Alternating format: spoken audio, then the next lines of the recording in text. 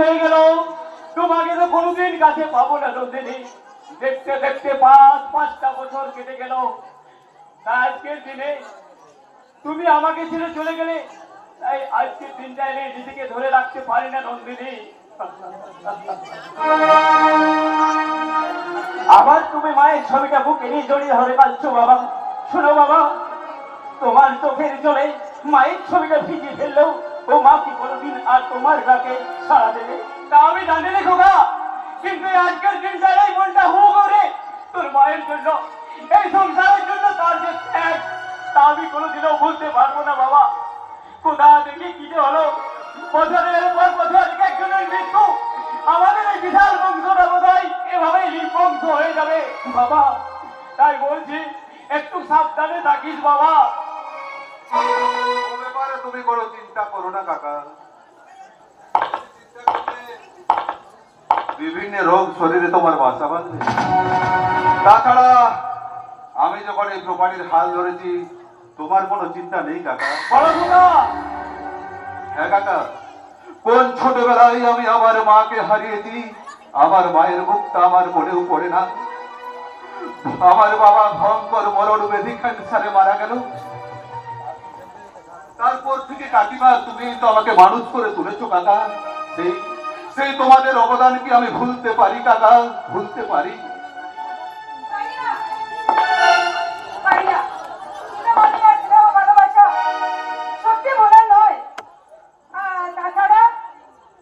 দরদের সীমার বালটা তুই অতিক্রম করবি না বিউটি।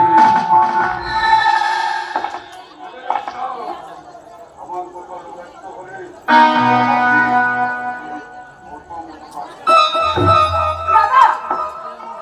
কিন্তু মামা তো প্রয়োজন হলে তোর বলার ছাবিটা কাটে দিত, আবার কিন্তু মাত্র হাতটা।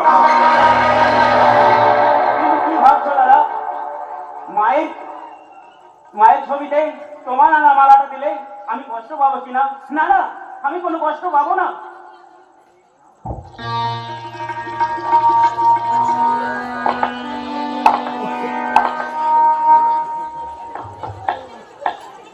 এই নাও দাদা, এবার তোমার আনা মালাটা মায়ের গলায় পরিয়ে দাও। না, এই কিংসুক লাহিড়ী কোন মৃত মানুষের গলায় মারা দেয় না। মারা দেয় সত্য মৃত নয়তো জীবিত মানুষের গলায়। তাহলে তোমার আনা মালাটা এটাই না জন্য।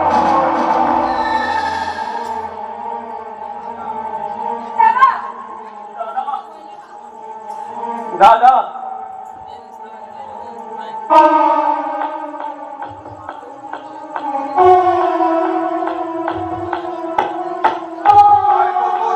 দুপুরে খেতে দেওয়ার সময় তোর পাতে বড় মাছটা আর আমার পাতে ছোট মাছটা দিত।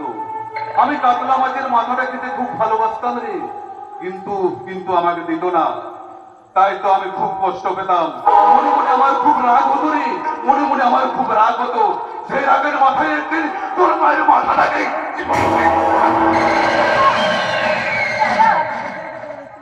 কিন্তু মামা তো সময় হলে তুই ঠিক বুঝতে পারবি এটা কোন সৎপথে ব্যবহার হয়। ধর এই ঈশ্বর, এই মাতৃপিতৃহীন সন্তানকে মানুষ করে এই প্রতিদান ফেরত। আজ আজ আমি বেশ বুঝতে পেরেছি তোর কাকিমাকে পরিকল্পিতভাবে খুন করেছিস তুই। কোনো সন্দেহ নেই কাকা, তবে প্রমাণও কিছু নেই। এই শয়তান!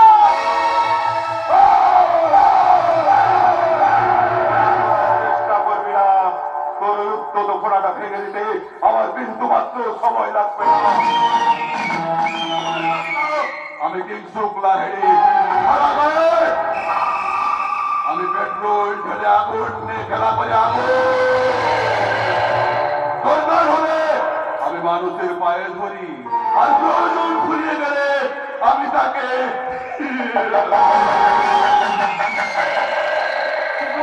আমি ভাবতে পারছি না দাদা এমন হঠাৎ আচরণ করছে কেন। যে মা তাকে সন্তান স্নেহ ছোট থেকে বড় করছে, সেই মাকে ডাইনি সম্বোধন করে মায়ের মালাটা ছুঁড়ে ফেলে দিল, মায়ের ছবিটা ছুঁড়ে ফেলে দিল।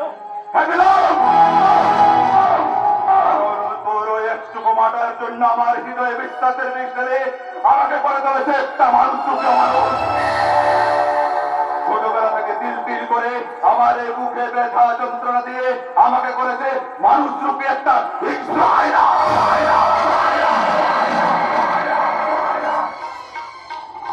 তাই তো আমার জীবন থেকে মানবিকতা, বিবেক, মনুষ্যত্ব সব কিছুকে চলাঞ্জলি দিয়ে আমি পুষে রেখেছি স্বার্থ সম্পদ আর তাজা রক্ত ঝরানোর নেশাকে।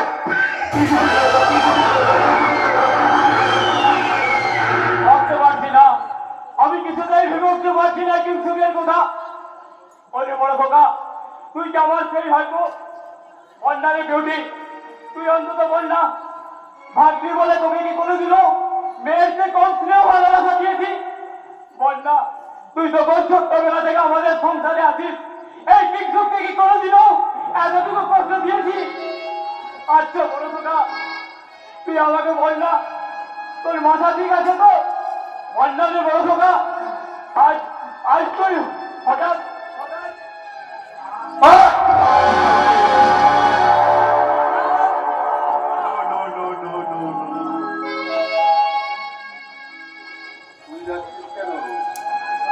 মনকে শক্ত কর, এখনো যে আসল খেলাটাই বাকি রে।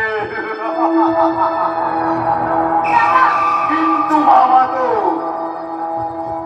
এবারে তো শুরু হবে আসল খেলা। মানে তোর বাবার সম্পত্তি তোর নামে লিখে নেওয়ার পালা। নাও কাকামণি, এবার ভালোই ভালোই তুমি এই জামাগর সম্পত্তির ওপর তুমি একটা সই করে দাও। তোর মতো সন্তানের ফাঁদ আমি পা দেবো না। তোর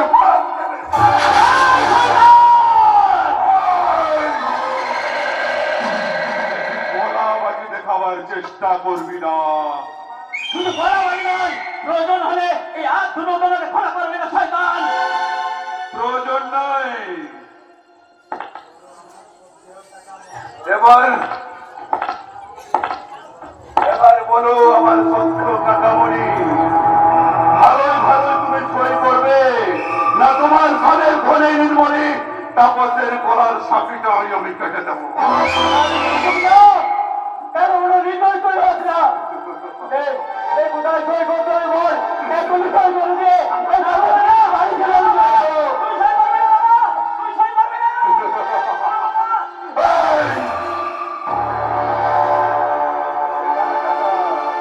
শুধুমাত্র একটা সই করে দেবো, সব সই করে দিয়ে।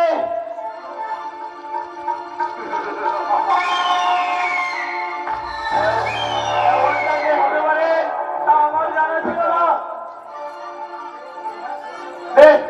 কোথায় সই করতে হবে বল, সই করতে হবে বল।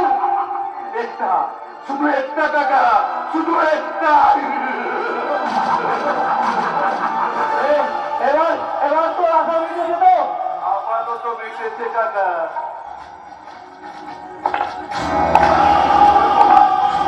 টাকা আমি তোমার ছেলের কোনো অসুবিধায় রাখবো না। তুই কি করে ভাবলি না জানো আমার ছেলেকে তোর কাছে রেখে দেবো? তাছাড়া কোনো উপায় নেই যে টাকা। কারণ কারণ ওকেও যে আমার ভীষণ প্রয়োজন। ওই তোর প্রয়োজন মেটানোর জন্য ওকে আমি তোর কাছে রেখে যাবো না শয়তান। কারণ তোর নিঃশ্বাসে বিষ, তুই একটা খুনে। আর এই সমস্ত কথা আমি থানায় গিয়ে, তোর কুকীর্তি কথা থানায় গিয়ে আমি তোকে জেলের ঘাড়ি ডালাবো।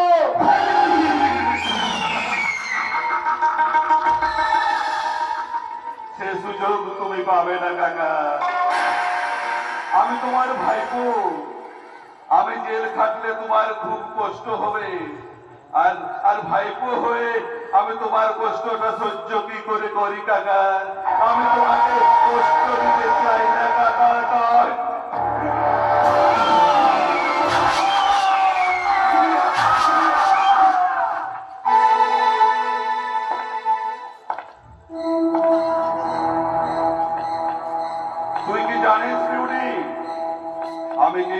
লাহেড়ি সারা গায়ে পেট্রোল মেখে আমি আগুন নিয়ে খেলা করি আগুন। আপাতত তোর মার্ডারের ছবিও একটা আমার কাছে আছে রে। আছে তাপস আছে, তোর সমস্ত বিষয়টা আমার মাথায় আছে। একই একই কিন্তু কাকাবাবু এবং তাপস এখানে এই অবস্থা কি করে হলো কিন্তু বলতে পারবো না ভাই, আমাকে তুমি জিজ্ঞাসা করো না, আমি কিছুই। কথা বলুন কাকাবাবু। এই তো কাকাবাবু কথা বলছে, এখন হাসপাতাল নিয়ে গেলে হয়তো বেঁচে যাবে। কিছু একটা করুন কিন্তু দাও। তাপস তাপস না, কোনো সাড়া নেই। এখন কি করা যায় কিন্তু না? দাদা দাদা কিছু একটা করো দাদা। তুই তো জানিস বোন, রক্ত দেখলে আমার হাত পা গুলো কেমন অবশ হয়ে যায়, গা হাত পা গুলো কেমন ঝিমঝিম করে। তাই এই মুহূর্তে আমার মাথায় কিছুই আসছে না রে বোন। আসবে না, আসবে না। আপনার মতন মহান মানুষ যখন আমায় কল করেছেন, তখন আমি না এসে কি থাকতে পারি? ফোন বেতন রক্তাক্তমণিটা চেক কর, বেঁচে আছে নাকি মারা গেছে।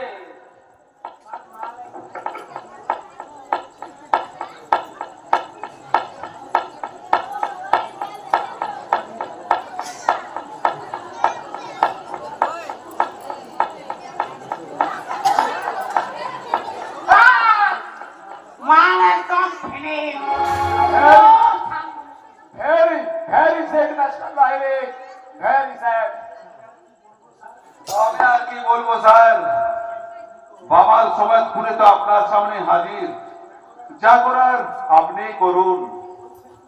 কি বলছেন কিন্তু না? আমি আমি তো কিছু বলিনি ভাই, যা বলছে তোমার হাতের ওই রক্তমাখা ছুরি। নিজের চোখে তুই কি দেখেছিস বল নাই স্যারকে। বলুন বলুন ম্যাডাম, আপনি কি দেখেছেন? লজ্জার কথা কি বলবো স্যার?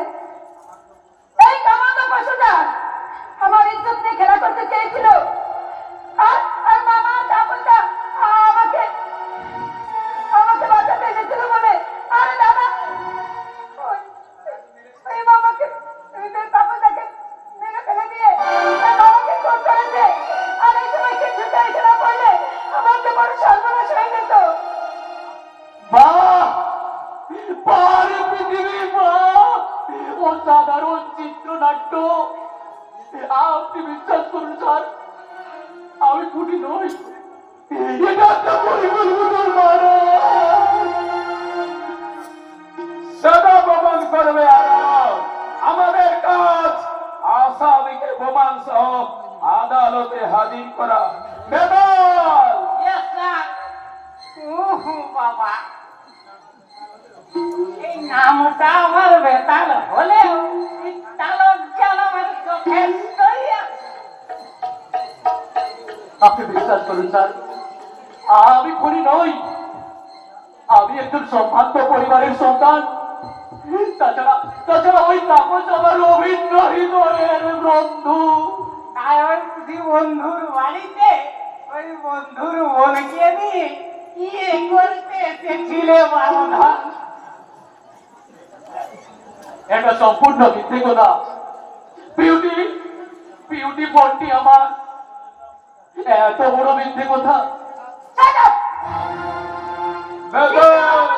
সমাধান করে ওই পবিত্র ভাই বোনের সম্পর্কটাকে কলঙ্কিত করো না। বিউটি, সামন্ত আসামিকে গাড়িতে তুলো, আমি যাচ্ছি। ওকে স্যার, চল শালা। আরাম স্যার, এই চক্রান্তের চক্রগুলি যখন আমি আবদ্ধ হয়েছি, তখন যেতে তো আমাকে হবে। তবে শুনে রাখ মিস্টার রায়, জরা জরা হি ধর্মস্য গ্লানি ভবতি ভারত অভ্যুত্থানং অধর্মস্য তদাত্মাनं বিনাশাম পরিত্রাণায় সাধনাম বিনাশায় চ দুষ্কৃতম ধর্ম সংস্থাপনার্থায় সম্ভবামি ইউগে ইউগে। সংগঠন যদি সত্যি হয়, সত্যি যদি ধর্ম বলে কিছু থাকে, তো একদিন না একদিন ঠিক ফিরে আসো। আর সেদিন ওই তাপসের বাবার আসল খুনিকে সেটা আমি প্রমাণ করে দেব। চল সারা এসে দিলে সরকার করে বেরিয়ে মিস্টার লাহিড়ী, কোনো চিন্তা নেই স্যার। এই নিন, এই নিন। ওই মালটা যেন 3 মাস বেল না পায়, কারণ এই 1 মাসের মধ্যে আমাকে কয়েকটা ভাইটাল কাজ সাকসেস করে নিতে হবে। বিউটি, দাদা তুই একটু স্যারের জন্য ভালো করে চাটা বানিয়ে খাওয়া। হ্যাঁ, চাটা হবে, কিন্তু চিনি ছাড়া। কারণ চিনি ছাড়া, চা ছাড়া আমার আবার চলে না। ওকে স্যার হ্যাঁ, চলুন দাদা, চলুন। মালাটা রাখো।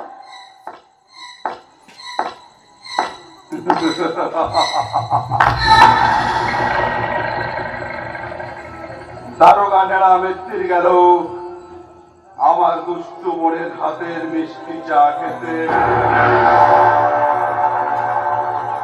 আরে নেপাল মাতাল যাচ্ছে না, মনে হয় আমার কাছেই আসছে।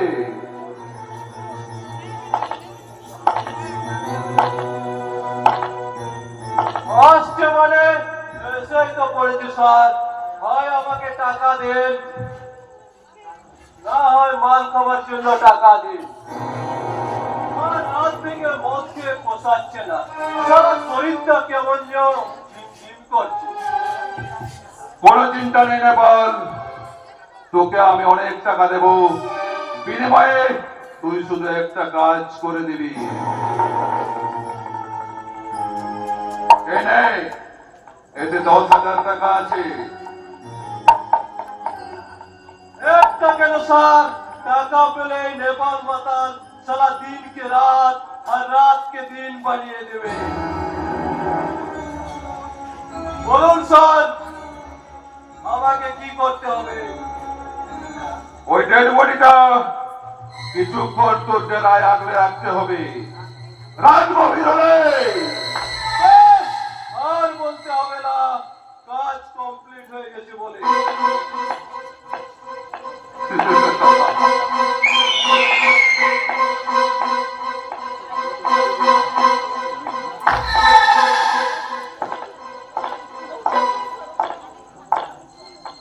আমি কোথায়? আমি কে? হে লোকটা, বলো না, তুমি কে? ও, তুমি তো সম্রাট ঔরঙ্গজেব। হে লোকটা, মনে হচ্ছে গেছে। ওই লোকটা শুয়ে আছে কেন? বলো না, ও কি মমতাজের শাহজাহান? ও মালা পরে শুয়ে আছে কেন? ও কি বিয়ে করতে যাবে? বাবা বাবা, খুব ভালো, খুব আনন্দ। আমি পেট মুড়ে রুটি মিষ্টি খাবো। কিন্তু কিন্তু মমতাজের তো কবেই সমাধি হয়ে গেছে। স্মৃতিটা মনে হচ্ছে গেছে। ভালোই হয়েছে, এবার ওকে আমি যেমন খুশি ফেরাতে পারবো।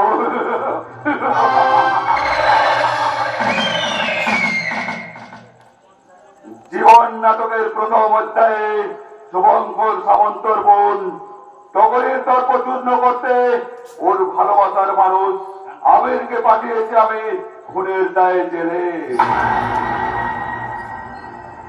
দিদি জামাই বাবুর প্রমাণিত ফলো করার জন্য এই কাকাকে পাঠাচ্ছি আমি শ্মশান ঘাটে। কাকার প্রমাণ নিজের দখলে আনতে বাঁচিয়ে রেখেছে ওই সোনার ডিম পড়া হাঁসটাকে। সব শেষে আমার সমস্ত অপকর্ম চাপা দেওয়ার জন্য টাকা আর বিউটির যৌবন দিয়ে কিনে নিয়েছি দারোগা নেড়া মিত্তিরকে চল চল চল। আমি কিন্তু শুক্লাহি, সরকার হলে আমি মানুষের পায়ে ধরি, আবার প্রয়োজন ফুরিয়ে গেলে তার গলায় গামছা জড়িয়ে তাকে গামলায় চড়িয়ে আমি গঙ্গা পারে করি। কি বলবেন আমি চোরের বাচ্চা? না না না না না না, আমাকে চোরের বাচ্চা বলে জানোয়ারদের লজ্জা দেবেন না। আমি মানুষের বাচ্চা, কারণ বাঘ বাঘের মাংস খায় না, কুকুর কুকুরের মাংস খায় না, বেড়াল বেড়ালের মাংস খায় না, কিন্তু এই সারা মানুষের মাংস খায়। আমি তার প্রমাণ, আর আমি এই সারা জীবন্ত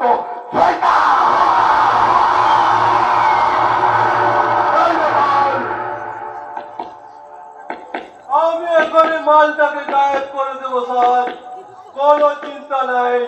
এই সারা নেপাল মাতাল যে কাজে হাত লাগায় কাজ শেষ না করে ছাড়ে না। চল সালা।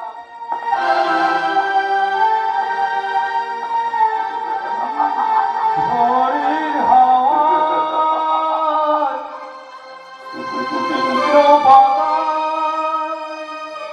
কোথা থেকে কোথাও উড়ে যায়, লিখেছে নিয়তি কার কপালে, সে তো কেউ জানে না। ঝড়ের হাওয়ায় ছিন্ন কোথা থেকে কোথাও উড়ে যায়।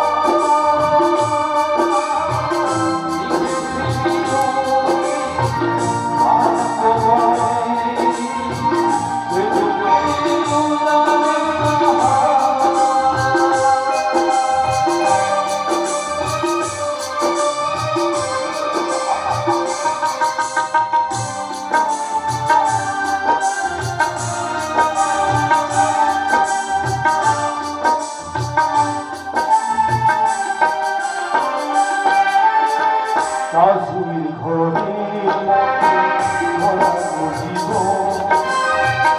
এই আছে এক নিমিষে কথা হলো, একই সোনার শাশুড়ির ঘরে সারা জীবন